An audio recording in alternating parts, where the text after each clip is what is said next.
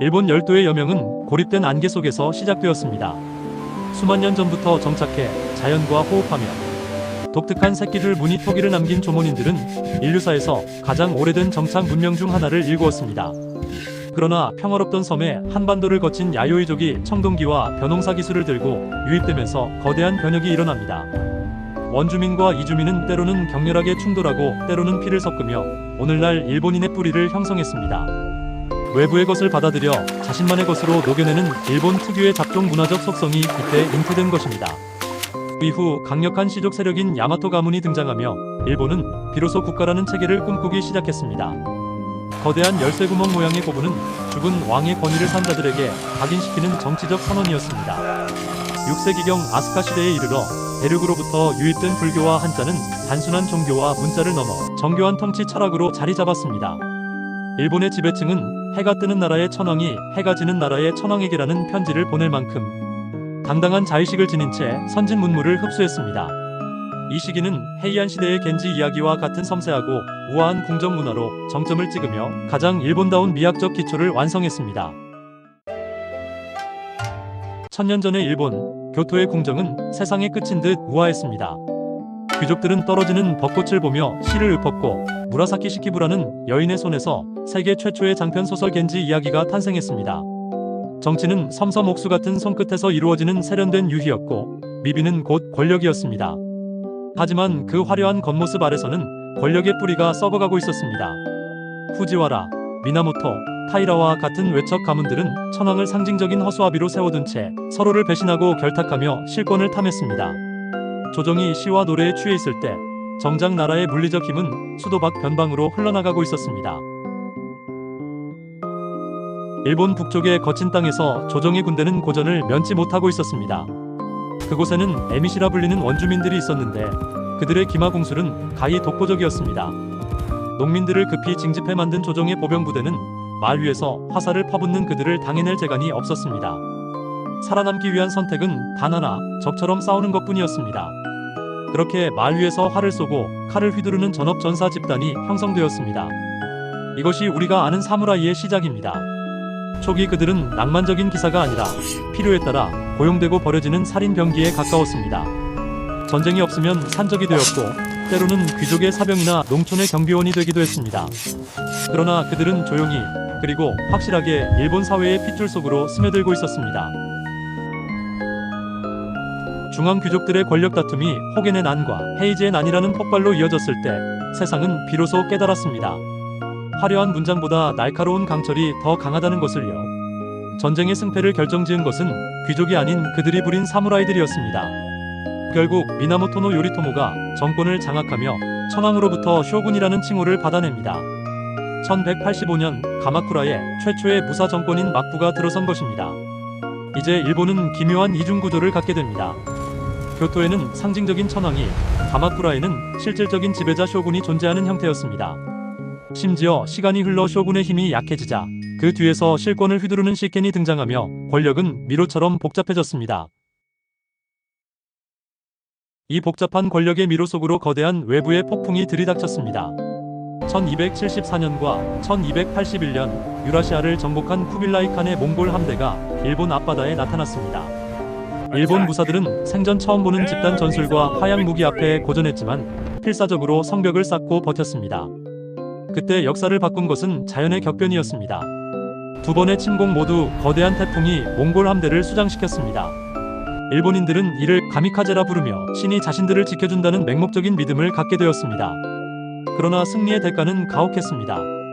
방어 전쟁이었기에 전리품이 없었고 막부는 고생한 무사들에게 포상을 줄 수 없었습니다.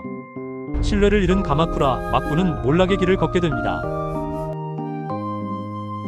새로 들어선 아시카가 가문의 무로마치 막부는 시작부터 불안정했습니다. 지방의 영주들인 다이묘들의 세력이 쇼군을 압도하기 시작했습니다.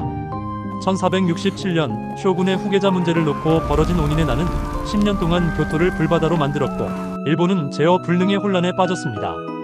이른바 전국시대의 서막이었습니다. 어제의 충신이 오늘의 배신자가 되고 아들이 아버지를 치는 하극상이 일상화되었습니다. 오직 강한 자만이 살아남는 100년의 암투 속에서 일본은 거대한 용광로처럼 들끓었습니다. 이 지옥 같은 혼돈을 끝내기 위해 등장한 인물이 오다 노부나가였습니다. 그는 고루한 전통을 비웃었습니다. 포르투갈 상인들이 가져온 조총을 대량으로 도입해 기마전술의 시대를 끝내버렸습니다. 그는 전쟁을 단순한 싸움이 아닌 공학이자 경영으로 접근했습니다. 그러나 천하통일을 눈앞에 둔 순간 신복 아케치 미치히데의 배신으로 혼노지의 변에서 불꽃과 함께 사라집니다. 그의 뒤를 이은 것은 미천한 출신의 전략가 도요토미 히데요시였습니다.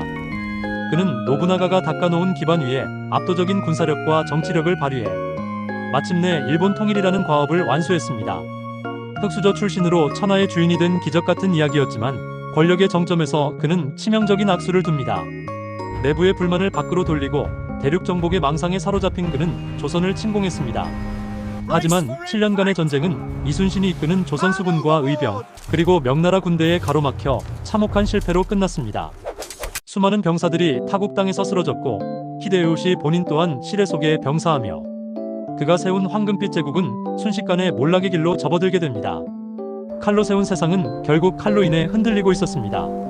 일본의 역사는 이제 또 다른 거대한 태풍 도쿠가와 이에야스의 시대를 향해 나아가고 있었습니다. 전국시대의 기나긴 혼란을 끝낸 마지막 주자는 도쿠가와 이에야스였습니다.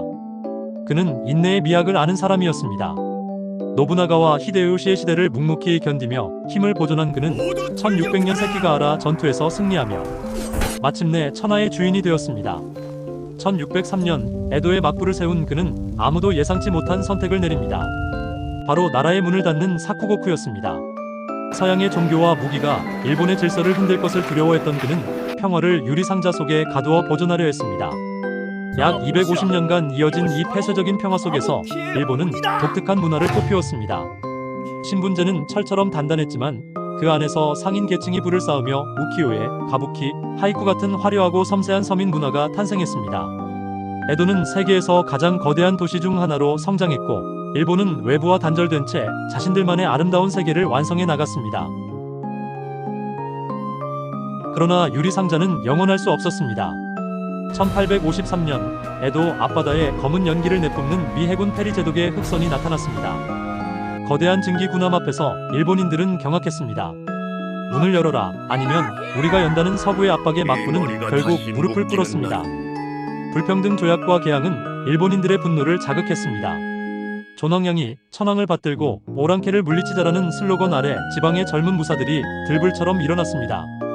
1868년 보신 전쟁 끝에 막부는 무너졌고 천황 중심의 새 시대 메이지가 선포되었습니다.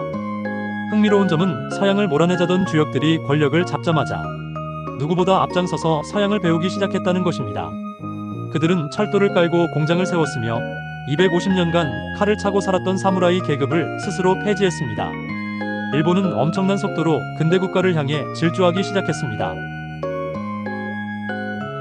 근대화의 성공은 일본에게 강력한 힘을 주었지만 동시에 독이 든 성배가 되었습니다. 메이지 유신 이후 불과 몇십 년 만에 일본은 청일전쟁과 러일전쟁에서 잇따라 승리했습니다. 아시아 국가가 유럽 강대국을 꺾었다는 사실에 세계가 놀랐고 일본 스스로도 이를 당연한 숙명으로 믿기 시작했습니다. 자신감은 오만이 되었고 팽창은 침략으로 변질되었습니다. 군부가 국가를 통제하며 일본은 만주를 점령하고 중국 본토를 침공했습니다. 1937년 중국의 수도 난징에서 벌어진 민간인 학살은 전쟁의 목적이 상실된 광기 그 자체였습니다. 국제적 고립 속에서도 일본은 멈추지 않았습니다.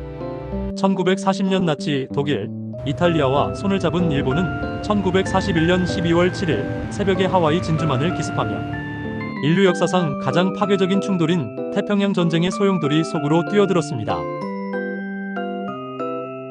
전쟁은 잔혹했습니다. 태평양의 섬들은 하나하나 지옥으로 변했습니다. 일본군은 포로가 되는 것을 수치로 여겨 끝까지 저항했고 가미카제라 불리는 자살 특공대를 만들어 젊은이들을 죽음으로 내몰았습니다. 하지만 한때 몽골의 침략을 막아주었던 신풍은 이번에는 불지 않았습니다.